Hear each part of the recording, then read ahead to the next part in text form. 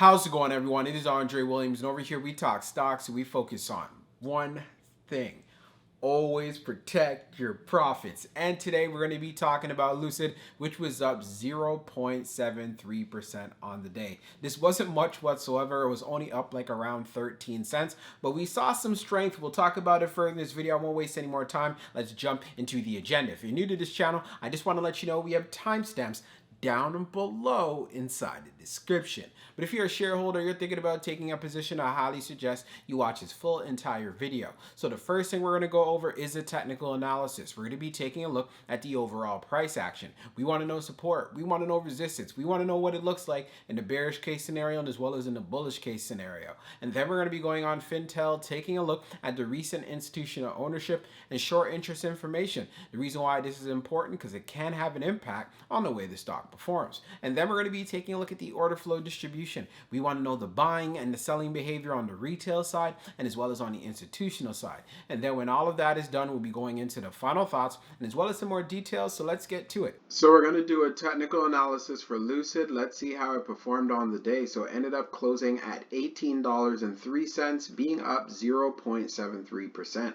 On the low, it tested $17.48, and then on the high, testing $18.58. When we take a look at the volume stats on the day, you can see we traded at 14.222 million shares, and the average volume over 10 trading days is at 17.502 million shares. So you could see that we had below average volume on the day, but hey, we saw some strength in the stock. Now, when we take a look at our chart, which is a daily chart, we can see from the RSI down below, it's at 49.46. And then when we take a look at our moving averages here on the chart, we are below the 200-day. We're also below the 50-day, and you can clearly see that we closed above the 21-day EMA. It is at 1794, and of course we closed at 1803. And this is exactly what we were looking for. So as far as going into tomorrow, where do I want to see some price action? We ended up seeing a high at $18.58, which is right where we have the 50-day moving average. So I'd want to see a move from Lucid going to at least $19.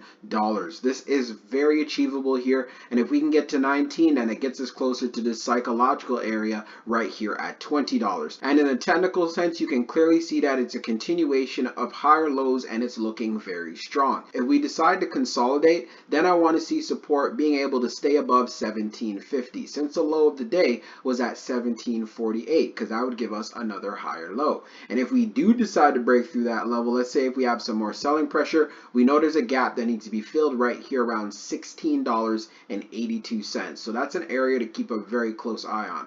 But for the most part, Lucid is showing a lot of strength. Let's see if this momentum can continue. Now let's move on to the short interest information. So we're going to take a look at the recent institutional ownership and short interest information for Lucid. So scrolling down on the page, green rows indicate new positions, while red rows indicate closed positions. So we're going to take a look at the recent filings. You know what? We don't really have any changes, but we have a recent change here for the 22nd, which is only one from Nationwide Mutual Funds. And it looks like they increased their position by 6.38%. And they have the share total of 5,563. And that's about it. And then when we take a look at the short interest, the off-exchange short volume ratio is at 35.11%. And then the off-exchange short volume, it is just over 2.78 million shares. Scrolling down on the page, the short shares availability is at 100,000, updated 28 minutes ago. And then for the short biofuel rate, it is at 14.02%.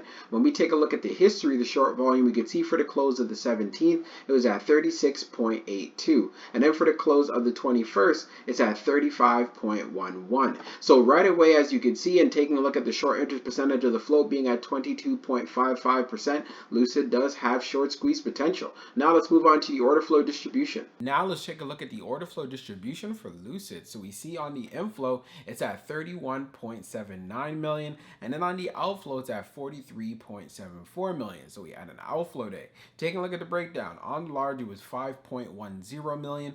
On the medium, it was 13.77 million, and then on the small, it was at 12.92 million. Taking a look at the outflow side, you can see on the large, it was 10.03 million. On the medium, it was 18.87 million. And then on the small, it was 14.84 million. Taking a look at the large scale orders in the last 5 days, you can see for today, June the 22nd, we had that outflow of negative 4.94 million. Analyzing the numbers even further for the small scale orders that tend to represent the retail side, you can see that we had more selling than we had buying. And then when we take a look at what happened on the medium, you can see we had more selling than we had buying. And then for the large, which represents whales, institutions, and funds, we had more selling than we had buying. And then when we take a look at the turnover ratio, it was at 0.86%. And this is lower than usual for Lucid, and this is exactly what you want to see. Many are holding on to their positions. We did have some buyers stepping in, and despite the fact that it had an outflow day, and we have been dealing with a choppy market, even though it just finished flat, Lucid was able to show some strength. Now let's move on to the final thoughts, and we'll go over some more details. So for my final thoughts for Lucid when it comes to the price action, so we ended up having a big accomplishment today. You guys have probably figured out already if you've been following my videos. We ended up closing above the 21-day EMA, which is at $17.94. Of course, we closed at $18.03. So seeing this shows that Lucid is showing a lot of strength. The bulls have been stepping in to keep the price up. Now for tomorrow, what do you want to see? You want to see a move going to $19, especially since as far as for today, we ended up seeing a high of $18.58.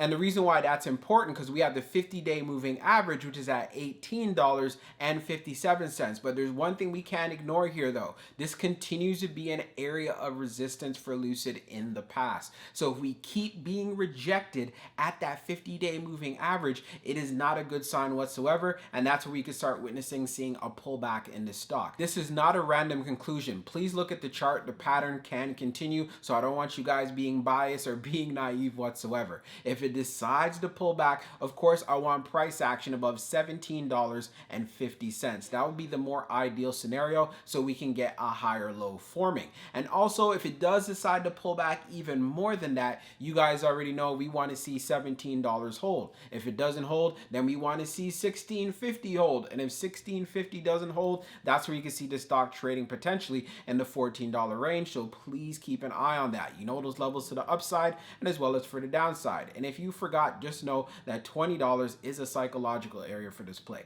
Now, when we went on Fintel, taking a look at the recent institutional ownership, not much activity whatsoever, just some changes which we already discussed. And then taking a look at the short interest information, it does continue to have short squeeze potential. But one thing we have to keep in mind, Jerome Powell did come out and say, well, you know what? He wants to get inflation under control. And he is not afraid to go with higher rate hikes. So taking this into consideration, this will have an impact on the market. He will also be speaking on Thursday, which is tomorrow, depends on when you're going to be catching this video, but be prepared for that. We could have some more volatility in these markets, and that's why I give you guys those levels to the downside and as well as for the upside. For my investors out there, there's a lot of fear. There's a lot of uncertainty. In my personal opinion, at the current levels of where Lucid is at, I don't think it's the right price to pay for the long term. This is just my personal opinion. And of course, I'm not allowed to give you guys financial advice, but I get this question a lot. And I just want to tell you what the real deal is.